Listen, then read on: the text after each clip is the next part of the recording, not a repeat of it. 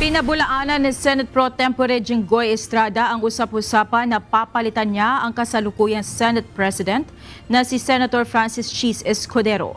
Ayon kay Senator Estrada, hindi niya alam kung saan galing ang impormasyong ito.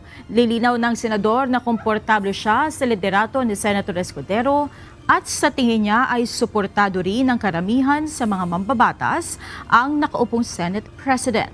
Sa katunayan, naipasa na ng mataas na kapulungan ng Kongreso ang halos lahat ng legislative agenda ng administrasyon bago pa man mag-adjourn ng Senado sa susunod na linggo. Dagdag pa na Senate Pro Tempore, hindi rin siya pabor sa pagpapalit ng Senate President dahil maaantala ang kanilang mga legislative agenda.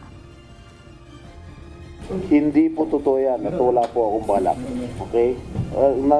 Nagtataka ako, nagugulat ako dito sa mga kumakalat na mga usap-usapan na papalitan na raw yung ating Senate President. Wala po katotohanan yan.